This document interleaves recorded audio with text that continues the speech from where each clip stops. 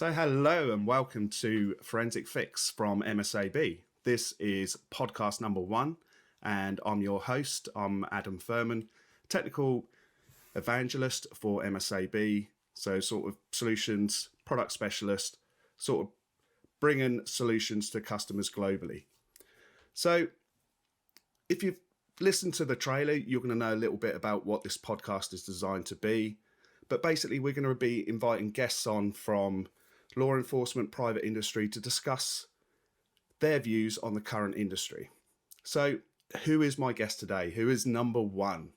So we've got a gentleman on who is a sergeant from Northamptonshire Police in the UK.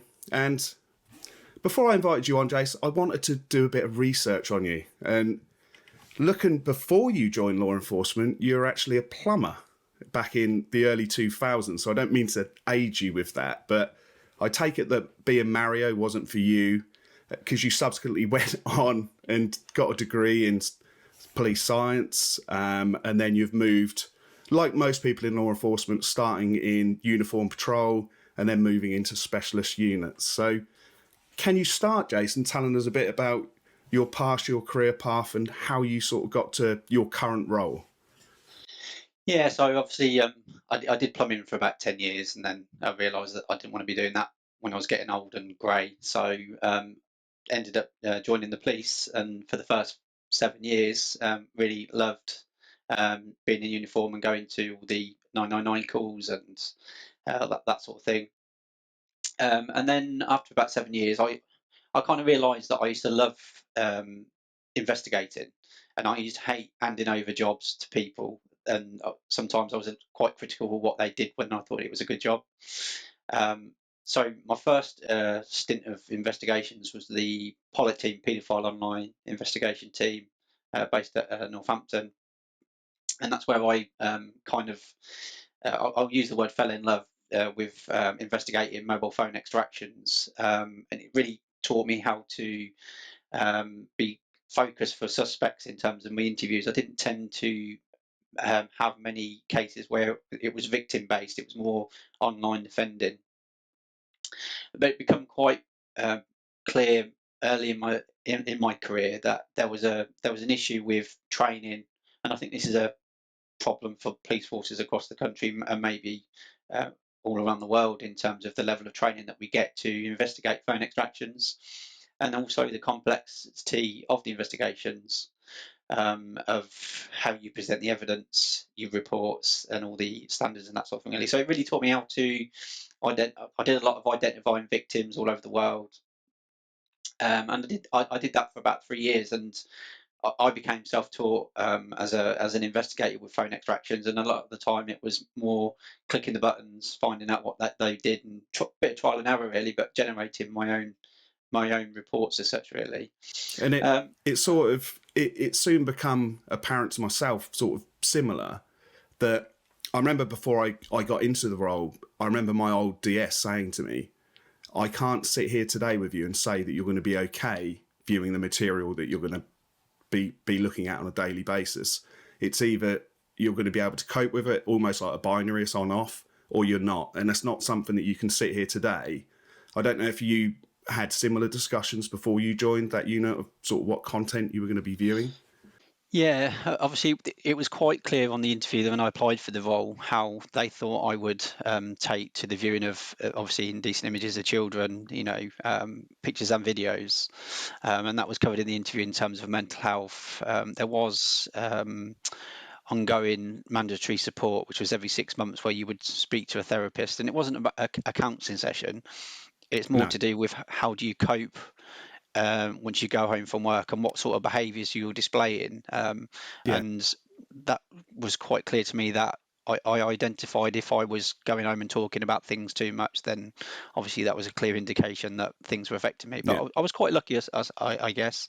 I knew what things kind of made me upset, mainly listening to the audio. So a lot of the time I would mute the sound because the pictures didn't affect me as much as the audio did. Yeah.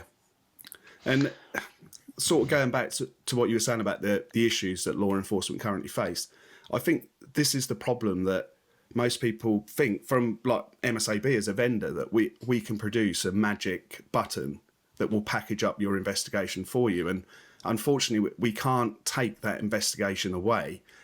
There still has to be an investigation in place, and every case is going to be different. So that there is no magic button to fit all.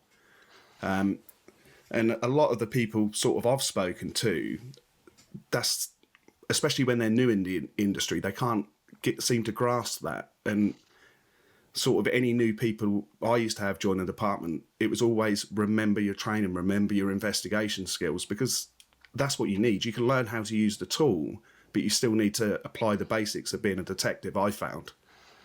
Yeah, I think there's a big lack of people being aware of CPIA, Criminal Procedure Investigation Act, which we have in the UK, to follow all reasonable lines of inquiry.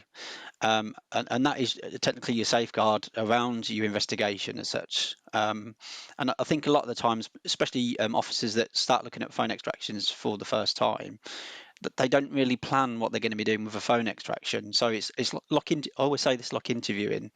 You wouldn't go into an interview and just start asking random questions. You would plan for it. Yeah. And I would always plan my strategy of what I was going to look at that phone extraction and why, and take into account things like what was said on interview, what nicknames have they got, what's their date of birth, what's their telephone numbers, because they're all relevant material that you can then follow your CPIA rules to then follow what is a reasonable line of inquiry, and not some fishing trip where you're just basically randomly looking at things and it's not relevant to the case. Yeah, which is fine when you're viewing a burner phone to sort of have that sort of hazard approach. But when you're looking at phones that are potentially carrying 1-2 terabyte of data, and even computer hard drives, you need to be targeted in your investigation. Yeah. And it's actually like having time parameters, isn't it, really? I think naturally in the policing service, we're scared to basically stick to a time parameter. Yeah. And I always talk about the fluid timeline, because, for example, if I said I'm only going to look at material between something like the 1st of February onwards, but on the 2nd of February I find a message that's relevant, I sometimes need to follow it back before the 1st of February, because the content might be completely different to what that actually message means. And I think sometimes with policing in general, we sometimes not by our own fault, but we'll sometimes pick up on something. For example, it might be a message about having a knife with them, but the knife content might be completely different. So I don't know, someone's going to cut a birthday cake and they needed a knife to do it, and the context of what your investigation. So sometimes you have to follow back to a time parameter that you didn't originally say, but that's where your CPIA would basically cover you to say this was a reasonable line of inquiry for me to follow back.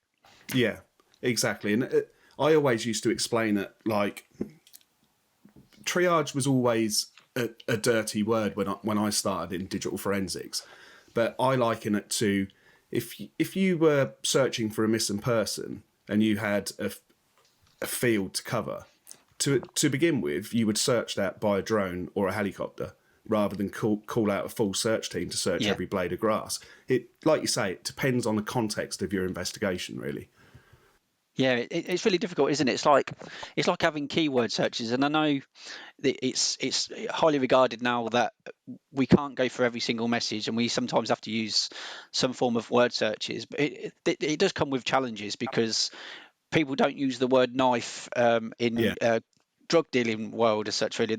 And sometimes if you use the word knife, you'll completely miss the context with it, or depending on where you live or work, the use of drug lingo differs. So I sometimes will read the context of the messages to start with to understand what words they're using, and then sometimes I have to tweak my word list to tailor what the actual person is using, because if I was to use a phone extraction from London, it would be completely different to someone, say Scotland, where the terminology is completely different. Yeah, so you're sort of adapting for slang and somebody's sort of spelling capability as well, because they may always spell the word knife completely differently to how it's actually spelled. Yes, yeah. So how many years did you spend in Pollet, and where was sort of next on your... Yeah, so I went to I did 3 years in Pollet. I was finding it really difficult towards the end of my time in Pollet to go into to effect the warrants. I could handle looking at the images and the investigation, but I was really struggling to go into people's houses. Effectively took a hand grenade into the door before I Yeah, then walked in and said, I'm from the police and this is what I'm investigating. And there were some really difficult cases where people were saying, has he done this or has she done this? And sometimes I arrest on suspicion of an offence, not they've yes, definitely done it. And as an impartial investigator, sometimes I don't know. I just have to follow my case and to the end. But with digital forensics at the moment, with all forces having backlogs, sometimes you can't give that answer straight away. yeah, So I got to about 3 years, and obviously I was getting more and more thirsty to learn about phone extraction, and obviously I picked up on YouTube videos of what I could learn. I self-taught myself. I was given an opportunity to go to major crime to work on homicides. And when I got there, I was really excited, thinking, "Oh, brilliant! They'll have some specialist training on phone extraction software, and I can speak to their trained phone examiner or yeah, investigator." And when I got there, it was worse than probably what was in Pollet, where everyone didn't want to touch phones or investigations. And I became the TLO, the telecommunication liaison officer, and I would then investigate all the phone extraction. So I went from yeah, phones from paedophiles to phones of murders. And yeah, my very first case was 90 phones seized, and I had to investigate all of them. And this is when I initially came across this ludicrous idea that you have to look at one phone at a time. And I wanted tools that allowed me to look at multiple phones at the same time or import call yeah, data as well. So it was I did find it frustrating, and I've since been to other forces. I went to Hampshire and I spoke to some person who was doing phone extraction reviews. He'd done 300 phones for the same case. And I said to him, what sort of training or tools do you use? He said, I just use a basic reader. I review one phone at a time and I've had no training. yeah, And I really struggle with that because I think one of the problems we've got within policing is we use the digital forensic experts in the laboratory environment, and they tend to only being used for categorisation of indecent images of children. And yeah, anything further than that, something even more serious in terms of sentencing guidelines, they've been done by police officers and staff with little or no training. And there's yeah, all the risks and things around that from digital forensics, like check and review. Who's checking and reviewing the data that what they're saying is accurate? Is it impartial or is it biased towards things? And they're the things that we say that we're impartial as investigators, and I think we generally try to be, but sometimes you get sucked into that investigation, and yeah. digital forensics in particular is quite kind of removes the emotion from it as such, really, and you just report on facts, and even the terminology that you would use in a report is difficult. For benefits of everyone listening, Jason and I actually met up last week at a conference, so we sort of got a little bit of background around from each other. But we were sort of explaining about. I'll let you explain how you prepare your evidence. But I always used to prepare my evidence that if my mum could understand it, Yeah. then the terminology I'd used would work in a court of law. But you did a really good example of how sort of you expressed how you prepare your evidence. So do you just want to let us know how Yeah, sort of and again, this is what I kind of I developed my or designed my own phone report system, because I think some of the issues with the Crown Prosecution Service is they're quite nervous about what you've actually looked at that phone or what you haven't looked at that phone, more yeah, than actually these are the messages that I've found or relevant material. So I will always write what I call a digital strategy, and I will talk about what the case is, who's involved in that case, and what my strategy is. So I intend to look at a material between a certain time parameters. If I intend to use a word list of importing that into a phone extraction for like a wild search as such, really, and what I'm intending to do, really. But I think it's really important that with digital forensics we can overcomplicate it. For at the end of the day, wherever you are, a lot of the times where it's the decisions made is made by the jury, and I think sometimes we can overcomplicate it for them. I prefer sometimes just to take pictures of what I'm seeing and basically indicate to someone that would read my report what this could relate to in terms of my strategy, and apply it to my strategy. And things like, what have they said on interview? Because if they've offered defences on interview, it's my job to go through any extraction of material and see if I can support what they're saying or undermine it as an impartial investigator. So I've always tended to do reports which are more visual than they are by written word. And I don't tend to write much in terms of I'm not really in terms of, I'm not putting myself down here by saying this, but I'm not the most technical expert of digital forensics. But that's not my job. My job is to present evidence to a layman to understand what I'm seeing. And a lot of the officers that I now teach some of the police officers within Northamptonshire about producing evidence within phone extractions. But I always tell them, you've got to plan your interview, you've got to plan your phone extraction. What are your reasonable lines of inquiry for your phone extraction? Can you identify anything that supports what they're saying? Does this undermine what they're saying? And I basically just do that, really. I keep it really, really simple.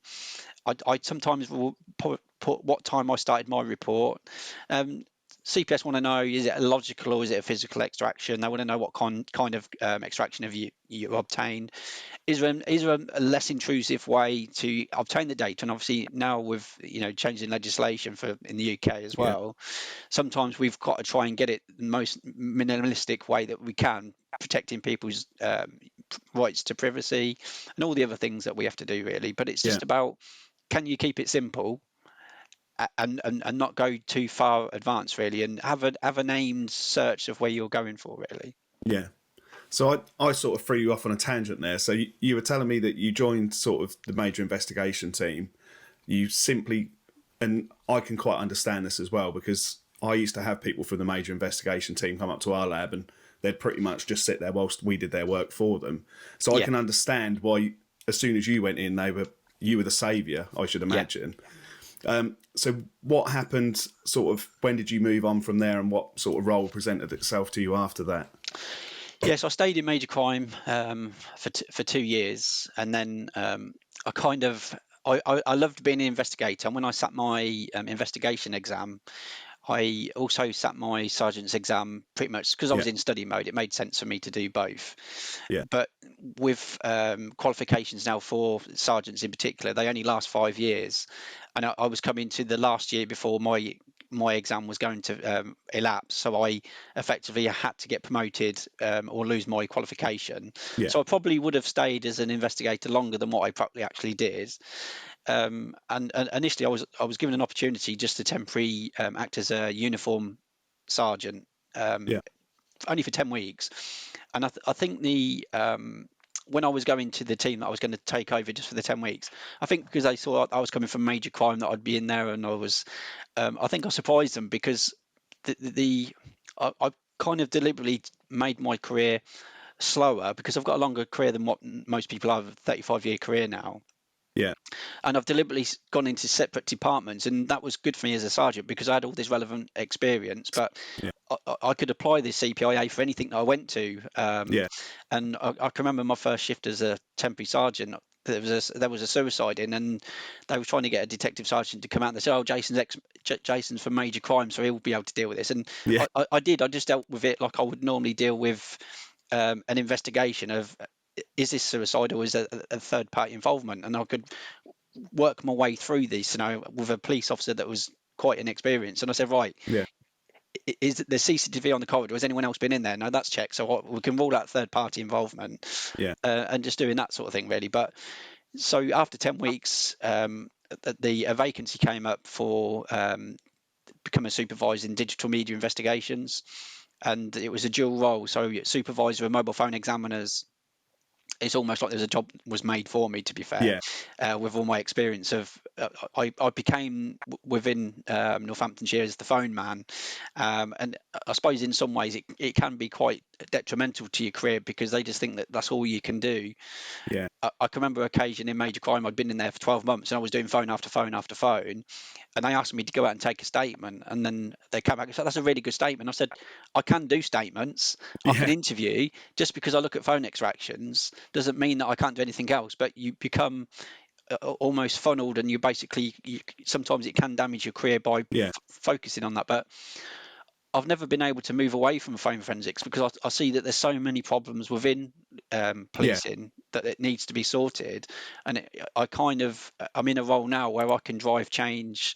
And this is why I do this sort of thing, really, because I'm really passionate about making sure that I don't want police officers to be in a mess in terms of things that they've missed on the phone extraction, Yeah. or not having the training that they should be given, really. Yeah. And I'll always speak to anyone that wants to speak to me or make time Yeah. to ensure that people are never in the position where I had to invest all that time in my own time to Yeah. become educated to do what I do. And it's great that you're doing that, because a lot of people are scared of sort of these devices. And I left the police in 2019, and one of the biggest sort of weaknesses, in my opinion, and you reminded me of it when you said that sort of CPS, so the Crown Prosecution Service here in the UK, are still asking, did you do a physical? Did you do a logical? Yeah. They're not really understanding the scope of how mobiles work. Yeah. And this is where they should. If a murder had happened in a town centre, you wouldn't go scraping CCTV in all regions outside of town until you'd found a lead to it. Yes. So training and awareness, and I've since been told some regions are getting that for barristers now. I don't know if you can comment, because obviously I've left sort of that world, but to me that's a big weakness sort of in this prosecution world, of its awareness for the barristers prosecuting of what's capable and what's not. Yeah, and again, I think it will come down to education, and I think especially the criminal justice system, there are some barristers that don't understand digital evidence, and to be honest, it's a difficult subject to understand because it's constantly Yeah. evolving and changing. And then sometimes some barristers that I've worked with have got so much experience with digital evidence, they probably know some things better than what I do. Yeah. But then I've met with other people that don't understand it. And some of the questions that they ask are not really relevant to what we're trying to achieve, really. And I think a lot of the times, especially within the police service, we're absolutely petrified of missing something or not looking at something. But you have to apply common sense as such, really. Like, Yeah. I don't know, a job happened today, and you speak to the victim and the suspect, and they said, well, we only spoke since yesterday. I've got to go by both their word that I only Yeah. need to look at that phone extraction from yesterday moving forward. Yeah. And I know at the minute the UK is quite tight with what we do in terms of legislation and human rights and right to Yeah. privacy. It's all relevant. It's all right, and fundamental. We have a right to privacy, and we are quite hot on it in terms of what we're doing. But Yeah. it's just understanding the risks around it, but having the confidence, especially the officers that are out there, just have the confidence of applying that strategy, write that strategy down and say, I've Yeah. only looked at material between this time parameter because, Yeah. and that's your safeguard. Because if a defence comes up later on and they say, well, actually, we now know this, CPI will tell you, or disclosure rules will stay, you will constantly review the material that you've got if a new line of inquiry comes up. And Yeah. sometimes we've sometimes got a challenge and say, have you looked at this phone? And why do you want me to look at this phone extraction? Because there might be something on there. The word because sometimes can be a fishing trip of, we don't know what's on there, but we'll have a look anyway. Yeah. That's not a reasonable line of inquiry. And again, sometimes we have to challenge and say, why do you want me to do this? Because at the moment, I've not identified anything that is a reasonable line of inquiry for this mobile. The mobile phone does not feature in this case. Yeah. And sometimes mobile phones aren't part of the investigation. It's just that everyone has a phone nowadays, and we talk about digital investigations. I think the word digital investigations is completely disappearing because all investigations have digital as a footprint. So Yeah. when we talk about digital investigators, it's just investigations now, Yeah. where digital is, what is it, 90% or something like that? Yeah. Where, yeah. Yeah, and you're right, because I was the same as you, that I started with illicit images of children. That was sort of 90% of my work when I started. But by the time I left, I was fatal road traffic collisions. And it wasn't a case of I want to prove that the person was on their phone, which resulted to this fatal collision.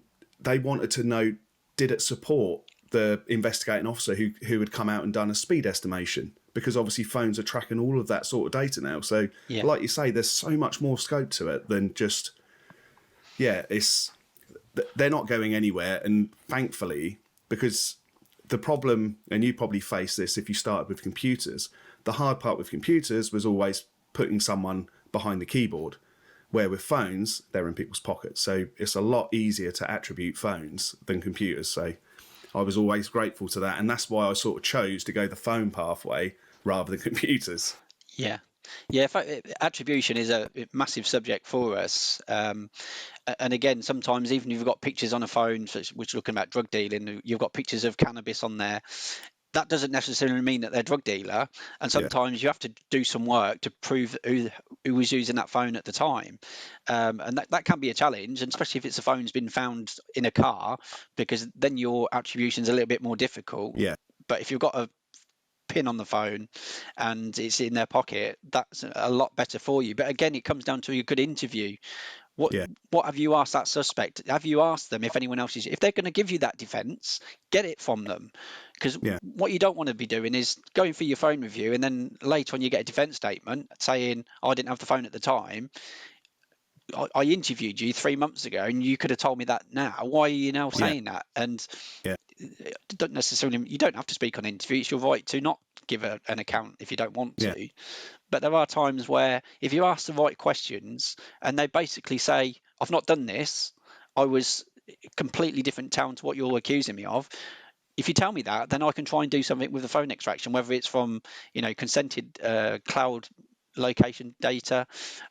We don't necessarily always have to extract the phone. We can extract the cloud, Yeah. or even if it's a couple of messages, they can do screenshots, anything Yeah. like that, really, where we just try and pursue that. But again, that comes down to having the knowledge to know what questions to ask on interview. Yeah. And again, sometimes that comes down to training of forces to say, these are the sorts of things that you need to be asking. And it's becoming more and more difficult for police officers to be multi-skilled, because you've got all this things that you've got to do as an investigator. Policing is obviously quite short with officers at the moment. I know we're trying to recruit more, but there's always these challenges of ongoing training. Yeah. And basically, obviously, I'm an expert, so to speak, in my field, and I will give advice if officers come to me to say these are the questions that you need to be asking, Yeah. or give them the training that they need to then say, oh, actually, I understand this now. Yeah. But one thing I think about digital evidence and digital investigations is every year as a police officer, you will do refresher training of your officer safety training. And obviously, I know it's called different things in different forces, but we don't do ongoing training as a refresher for digital investigations. And it's almost as more relevant now for investigators than what doing officer safety training. It's a difficulty for forces to be able to constantly keep training everyone, and there becomes a limit where how much can you give training. Because I know sometimes I train officers to use phone extraction software, and they probably won't look at a phone for 6 months, and then all of a sudden they'll be forgot everything I've showed them. And that's a difficulty with being a police officer, to have that ability to do that as well. Yeah. And I'm aware, and I knew it would happen. I knew we'd talk and talk and talk. So I'm going to move on to my next question. And I think we've already sort of approached it anyway, is what do you see as the biggest challenge facing law enforcement, and not just digital forensics, but digital evidence? And I think the biggest problem we've got is, I'll use the word obsession. Obsession is not the right word, but we basically at the moment we've got this obsession with getting a phone downloaded within 24 hours. or getting this material from, but we don't think actually when we've downloaded the phone, what do we do with the data? That is the biggest problem we've got. And if you've got multiple devices, are you looking at them as a combined effort, or are you looking at them individually? Because if you are, you're going to be missing things, because sometimes when you look at them as a caseload, you'll see it in a completely different world than what you would be if you're individually going through one phone at a time, because you'll miss connections. And I think that's probably the biggest challenge that UK policing's got. And it's a bit like that image that went around on the internet where you see an apple from the front and it looks perfectly fine, but you view it in the mirror and it's got half of it eaten out. Yes. So like you say, you need to look at the entire picture. Yeah. So I think that's the biggest problem that we've got, and the vast amounts of data. We've got the challenges with encrypted messages. Again, comes back to privacy. Everyone wants to encrypted phones and basically secure phones, because we want to maintain our privacy. Yeah. But it's again about, from a policing point of view, they're your challenges as well. Yeah, it's extremely difficult, and we could probably sit here for another 2 hours just chatting about that. But what advice would you give to new people to the industry? So people who have just started sort of in this digital forensic world, or people considering, like you were back when wrench still in hand. I'm sure you back then didn't probably have mobile phones and sort of where you are now in your minds, but what advice would you give to people considering sort of this as a career path? Yeah, I think the fundamental thing, we talked about this to start with, is at the end of the day, what work you're going to be doing is going to be given to someone who's got to make a decision that could affect the rest of that person's life. That's a really, really weight to carry, isn't it, really? The thing that I'm doing, maintain your impartiality, because your job isn't to be judge and jury. Your job is to be impartial and just present what that device or extraction or computer has on it. If it supports what they're trying to say, then do that, and just try and remove the emotion from it. And I think we do get sucked in sometimes to the emotion, because we see that this is a really tragic case, and you want them to be found guilty. But as soon as you think want them to be found guilty, then you know that you're not impartial. Yeah. So, and it's all about education is such a big thing, really. So it's about sticking to your guns in terms of what you're looking at and why you're looking at it, and do you need to do it to start with. Just follow your relevant and appropriate strategy of what you're going to be looking at. And just remember that at the end of the day, you want to be given that material in the most easy way to understand. Yeah. And we use a saying, know your onions. It's just basically know when you're asked a question, and that comes down to that responsibility of CPD, constant professional development, of constantly looking at the changes. Digital forensics is always going to change.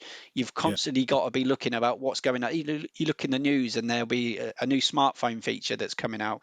It's an ongoing profession where you've got to constantly keep aware of changes in the industry, and basically it's just a big investment, really, in terms of your careers, in terms of education.